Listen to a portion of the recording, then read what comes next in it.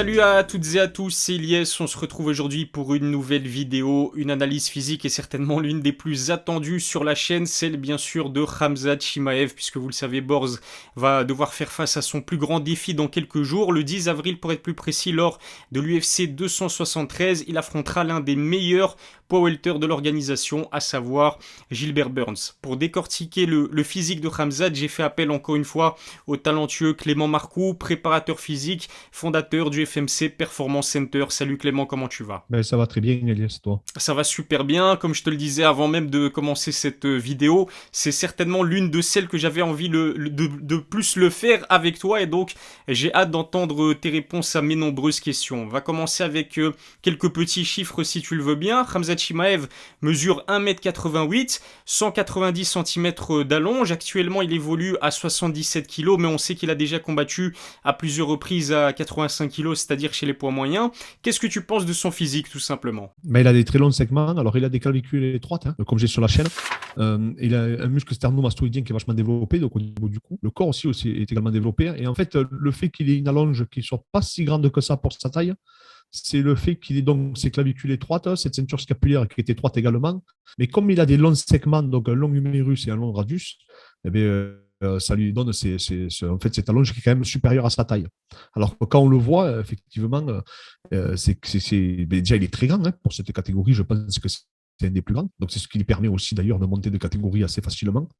Et de ce que j'avais lu, il n'avait pas énormément de difficultés à perdre du poids, bizarrement. Et surtout, c'est quelqu'un qui a lié également ses qualités physiques avec son schéma technico-tactique et ce qui a fait un redoutable adversaire. Je comptais justement t'en demander un peu plus, parce que j'ai vu ta vidéo, donc sur ta chaîne YouTube, tu as également réalisé une vidéo sur Khamzat Chimaev, et dans cette vidéo, tu dis en fait qu'il a les qualités physiques de son schéma tactique. J'aimerais juste en savoir plus. Explique-nous, qu'est-ce que tu veux dire par là? Tu sais, il fait souvent les mêmes attaques. C'est-à-dire qu'il part en double leg, donc il attaque les jambes, mais comme il a des très longs bras, de suite, quand ça passe pas, si la personne a eu un bon timing et qu'il se prole bien, donc il défend bien son attaque de jambes, il remonte directement en gréco.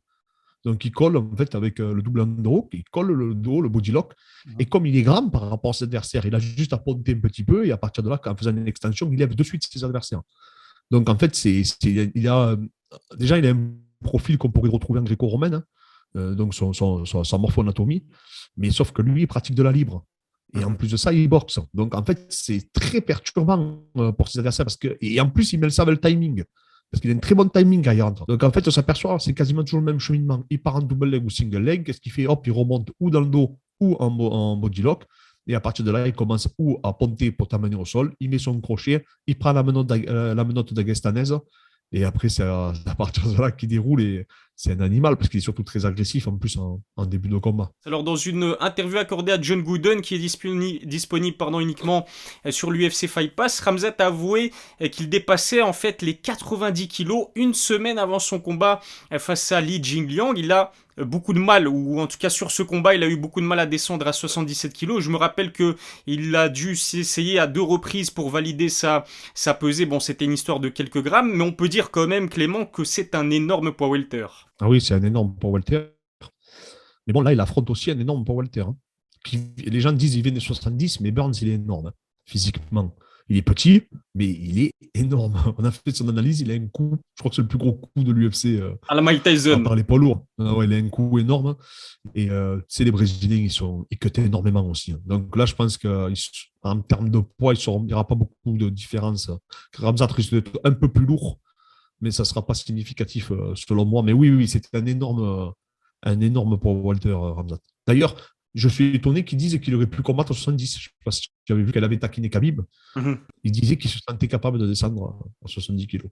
C'est quand même étonnant, hein. Je vais juste rebondir sur ce que tu disais concernant Gilbert Burns. En fait, lui aussi, il a accordé des interviews, bien sûr, pour promouvoir ce combat, dont une accordée à TMZ Sport. Et il a dit, en fait, que justement, le cutting pouvait peut-être handicaper Khamzat pour ce combat. Alors, on sait que le Brésilien cut beaucoup moins, en tout cas, que Khamzat pour arriver à 77 kilos. Et est-ce que le cutting peut effectivement, peut-être saboter la performance de Khamzat, selon toi? Théoriquement, je dis bien théoriquement, le fait de perdre énormément de poids pour lui, surtout par rapport à son style, où il met vraiment, il sollicite énormément ses réserves énergétiques avec son style de combat, son agressivité et l'intensité et le volume qu'il est capable de mettre, c'est l'interrogation c'est est-ce qu'il va tenir. Alors, il y a des combattants dans cette catégorie qui sont capables de tenir. Il y en a, j'en vois que deux.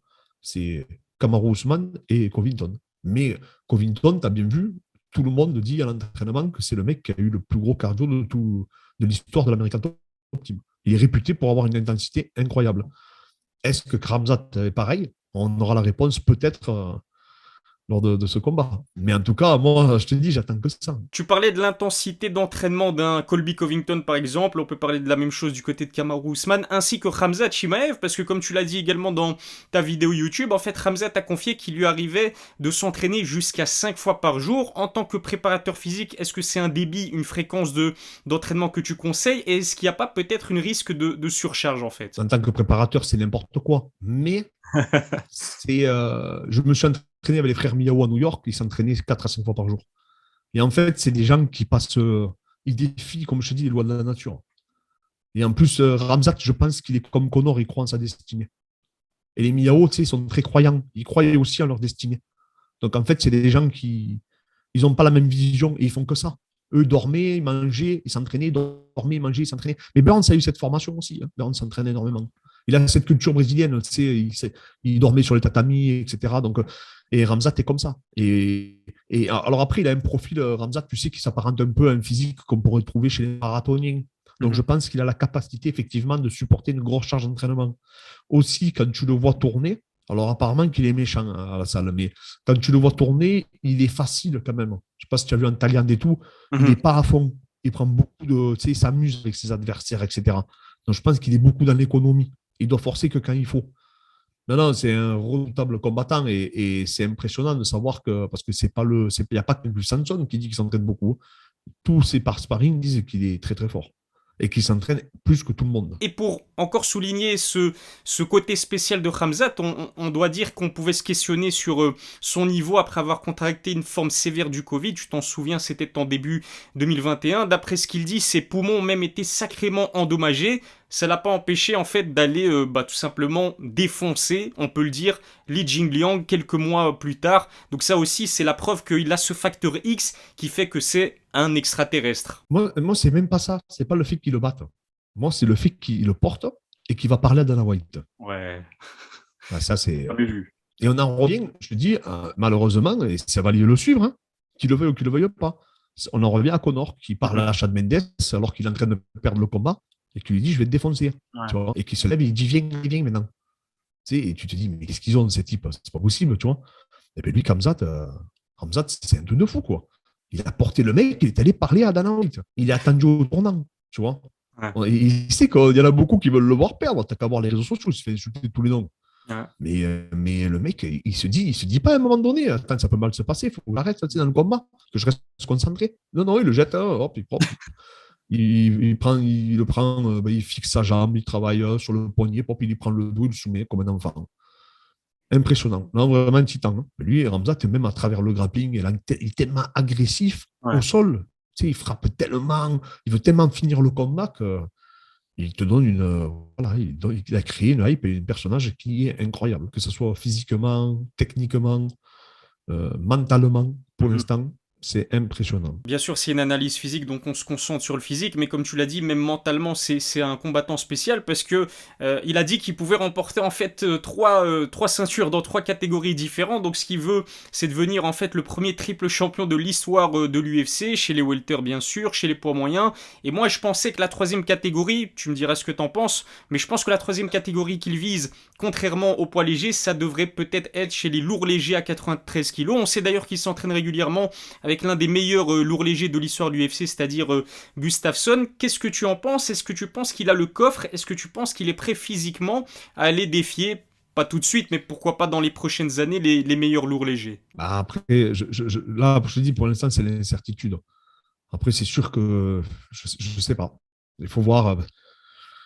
Après, quand tu vois, par exemple, Vettori, il est quand même, tu sais, c'est un 84, mais il est énorme. Paulo Costa, il est énorme. Et quand tu vois Vettori, qui a une gros double leg, même s'il est beaucoup moins technique en lutte, mais apparemment, c'est une force en nature, mais qui est vraiment énorme. Hein. Et quand tu vois Paolo, les grosses proles qu'il faisait et tout, c'était ça, là, les défenses de lutte contre Romero de Paulo Costa, etc. Ils sont quand même énormes, les mecs. Hein. C'est encore un autre monde après. Après, tu en as tout physique, c'est là où d'ailleurs Khabib a été très intelligent, hein. Vraiment, hein, de ne pas monter face à Covington et Kamaru, hein. Parce que les autres sont costauds, sont du coffre, c'est des lutteurs. Non, après, il y a l'intelligence aussi, hein, la gestion de carrière, c'est très intéressant. Et il ne faut pas le négliger. Donc, oui, j'ai envie de te dire oui, parce qu'il nous hype. Donc, j'ai envie de te dire j'espère. J'espère, parce qu'en plus, la 93 kilos, elle est un peu. C'est pas terrible. Fait la KT, ça a été une grande catégorie qui attend de se renouveler. Bon, Exact. maintenant, il y a Jiri qui est là maintenant, on espère qu'il va briller, mais oui, moi j'aimerais. Mais bon, attends, il faut passer à Adesanya, etc. avant, hein, c'est pas. Il y a des mecs en moi, encore, hein, il y a quelques mecs, canonniers, etc. Ils sont énormes, hein, et ça cogne, hein. Tu sais que son combat contre Gilbert Burns se déroule en fait en plein mois de Ramadan. Il a commencé il y a quelques jours. Alors je ne sais pas s'il envisage de jeûner avant et pendant son combat. On va partir du principe que c'est le cas, hein. Je parle de Khamzat bien sûr. Comment est-ce qu'un combattant de MMA plutôt, doit se préparer et s'alimenter avant une échéance aussi importante lorsqu'elle se déroule en plein mois de jeûne et donc de Ramadan? Moi, le ramadan me fait pas peur. Tu sais, j'ai fait une vidéo pour les gens qu'on coach en ligne sur le ramadan. C'est pas quelque chose qui. En fait, il perdra pas en termes de performance. Je ne le vois pas perdre, Ramzat. Ça ne va pas y faire perdre ses performances. Ce qui me fait un peu plus peur, c'est faire le ramadan tout en queutant. Mhm. Tu vois, parce que s'il a beaucoup de poids à perdre, ça va être, s'il fait des déshydratations, etc., ça risque d'être beaucoup plus compliqué. Bon, lui, il a la chance, il va combattre dans les derniers, hein, donc il aura le temps de se. S'il le fait, hein, je parle, hein, lui, il va avoir le temps de se recharger, de se réhydrater, voilà, de se réalimenter, sûrement avec peut-être des fruits secs, tu vois, des fruits avec des indices glycémiques très élevés pour se recharger en glucides, recharger ses réserves énergétiques. En tout cas, je pense que de toute façon, toute la recharge qu'il va effectuer ce jour-là, je ne pense pas qu'il fera le ramadan. En tout cas, s'il le fait, effectivement, s'il le fait, ça va limiter énormément son rebond Mhm. glucidique et donc sa reprise de poids, s'il le pratique. Parce que s'il jeûne tout le lendemain, eh bien, automatiquement, il ne va pas pouvoir se recharger convenablement, même s'il mange toute la nuit. On peut se préparer, Abdoul, tu vois, j'ai tout réaménagé son programme d'entraînement parce que donc il est en pleine préparation. Et là, en l'occurrence, voilà, il a diminué la charge d'entraînement, conservé des thèmes. Il faut privilégier la qualité à la quantité. Mhm. Voilà. Et si vous devez vous entraîner, moi, ce que je conseille toujours, c'est à la rupture du jeûne. Eh bien écoute Clément, merci beaucoup pour toutes ces réponses, c'était vraiment super intéressant. Rendez-vous donc le 10 avril en combat principal, non pas en combat principal, mais en carte principale plutôt de cette UFC 273 pour voir si Khamzat Chimaev va réussir à passer son plus gros test face à Gilbert Burns. Je te remercie encore une fois et je te dis à la prochaine pour une nouvelle analyse physique.